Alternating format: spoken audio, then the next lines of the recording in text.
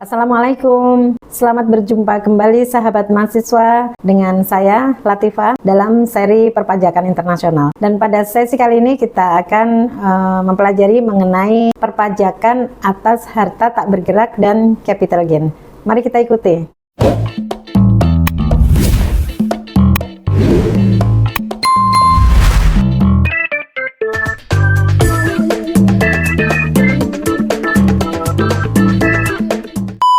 Hak pemajakan harta tak bergerak ya. Pasal 6 dalam pasal 6 OECD model dan UN model itu mengatur tentang pemajakan atas penghasilan dari harta tak bergerak yang terletak di negara sumber yang dimiliki oleh subjek pajak dalam negeri dari negara lainnya atau dari negara domisili. Nah, pasal 6 ayat 1 memberikan hak kepada negara sumber untuk mengenakan pajak yang timbul dari harta tak bergerak yang terletak di negara sumber tersebut. Rumusan pasal 6 ayat 1 adalah sebagai berikut, di mana ini berdasarkan rumusan tadi ya, negara sumber dapat mengenakan pajak sepanjang memenuhi persyaratan situate test, yaitu harta tak bergerak yang memberikan penghasilan tersebut terletak atau situated di negara sumber. Pasal 6 ayat 1 memberikan keuntungan lebih dari sisi negara sumber. Tidak seperti penghasilan pasif lainnya, ya, ada penghasilan pasif lain seperti bunga atau dividen, ya. OECD model dan UN model tidak membatasi hak pemajakan negara sumber. Dengan demikian dapat terjadi negara sumber mengenakan pajak dengan tarif lebih tinggi dibandingkan tarif di negara domisili. Selanjutnya adalah definisi harta tak bergerak. Dalam pasal 6 ayat 2 OECD model dan UN model itu memberikan definisi harta tak bergerak atau immovable property sebagai berikut ya. Nah, hal penting yang harus diperhatikan dalam rumusan di atas adalah bahwa definisi harta tak bergerak itu diserahkan kepada ketentuan domestik ke negara sumber. Nah, terlepas dari definisi yang diberikan oleh ketentuan domestik, pengertian harta tak bergerak untuk tujuan penerapan perjanjian penghindaran pajak berganda itu bisa meliputi yang pertama adalah benda-benda yang menyertai harta tidak bergerak, ternak dan peralatan yang dipergunakan dalam pertanian dan kehutanan, hak-hak di mana ketentuan-ketentuan dalam perundang-undangan umum yang berkenaan dengan pertanahan itu berlaku, kemudian hak memungut atas hasil atas harta tidak bergerak dan hak atas pembayaran tidak tetap atau tetap sebagai imbalan atas pengerjaan atau hak untuk mengerjakan kandungan mineral dan sumber-sumber daya alam lainnya. Pada dasarnya, penghasilan dari harta tak bergerak itu timbul dari dua sumber utama, yaitu yang pertama adalah penghasilan sehubungan dengan pemanfaatan aset seperti penghasilan sewa, dan yang kedua adalah penghasilan sehubungan dengan pengalian aset yang dalam kasus ini dapat diperlakukan sebagai laba usaha atau laba atas pengalian harta tak berwujud. Nah, ini yang sering dinamakan dengan capital gain.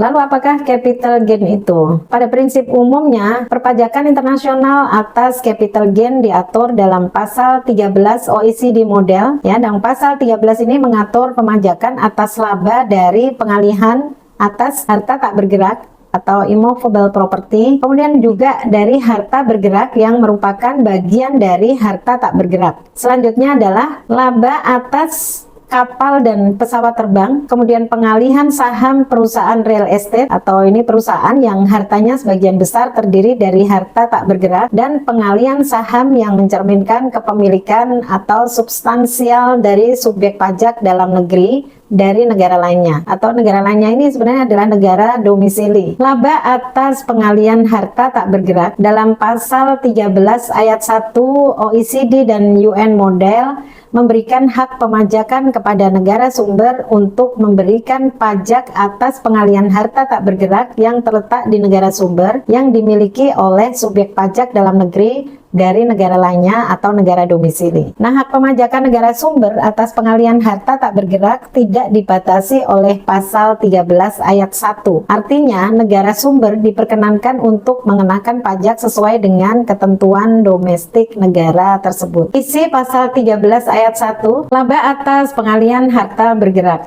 Dengan mengacu pada pasal 13 ayat 2 OECD model, negara sumber memiliki hak pemajakan atas pengalihan harta bergerak yang merupakan bagian dari profit earning di negara sumber. Kemudian laba atas pengalihan kapal dan pesawat terbang dalam ketentuan pasal 13 ayat 3 baik dalam OECD model dan UN model mengatur pemajakan atas laba pengalihan kapal dan pesawat terbang dengan rumusan sesuai dengan pasal 13 ayat 3 yang memberikan hak pemajakan atas laba pengalihan kapal dan pesawat terbang hanya kepada negara di mana tempat efektif manajemen perusahaan bertempat kedudukan. Kemudian perlakuan pengalihan saham perusahaan yang mencerminkan pengalihan harta tak bergerak. Nah, ini diatur dalam OECD model dan UN model yang memperluas prinsip pengenaan pajak yang telah dirumuskan dalam pasal 13 ayat 1 dan pasal 13 ayat 4, yaitu memperluas hak pemajakan negara sumber atas pengalihan saham perusahaan yang secara prinsip mencerminkan pengalihan harta tak berwujud. Pasal 13 ayat 4 menurut OECD model. Pasal 13 ayat 4 memperlakukan pengalihan saham yang dilakukan oleh subjek pajak dalam negeri dari negara domisili sama dengan pengalihan harta tak bergerak di negara sumber oleh subjek pajak dalam negeri yang bersangkutan, baik secara langsung maupun tidak langsung melalui pihak lain. Persyaratan yang diminta dalam pasal 13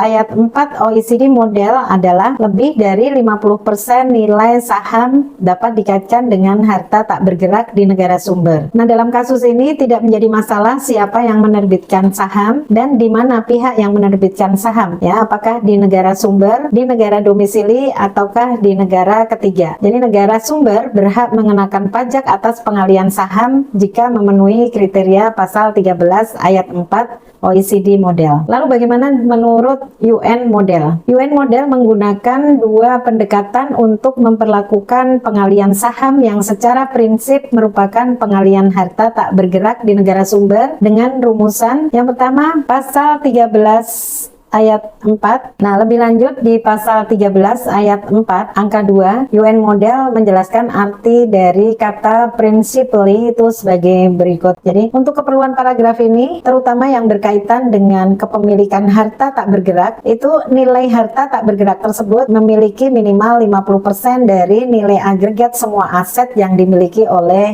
perusahaan atau dari harta warisan, ya. Ini maksud dari pasal 13 ayat 4 untuk principally. Jika negara sumber tidak mendapatkan hak pemajakan atas dasar pasal 13 ayat 4, maka negara sumber masih mungkin untuk mendapatkan hak pemajakan melalui penerapan pasal 13 ayat 5. Nah, pasal 13 ayat 5 ini jumlah persentase saham yang mencerminkan kepemilikan harta tak bergerak diserahkan kepada masing-masing negara untuk menentukannya. Selanjutnya, laba selain yang diatur dalam pasal 13. Rumusan pasal 13 ayat 5 OECD model atau pasal 13 ayat 6 UN model merupakan ketentuan penutup yang memuat aspek pemajakan atas laba pengalihan dari harta yang tidak diatur dalam pasal 13. Nah, laba yang diperoleh atas pengalihan harta tersebut sepenuhnya merupakan hak negara domisili dari pihak yang melakukan pengalihan harta tersebut. Sahabat mahasiswa, demikian tadi penjelasan mengenai perpajakan internasional atas harta tak bergerak dan capital gain, ya. Mudah-mudahan semua penjelasan Ibu bisa memberi manfaat untuk kalian semua, dan sampai berjumpa kembali nanti pada seri-seri perpajakan internasional selanjutnya. Assalamualaikum, bye-bye.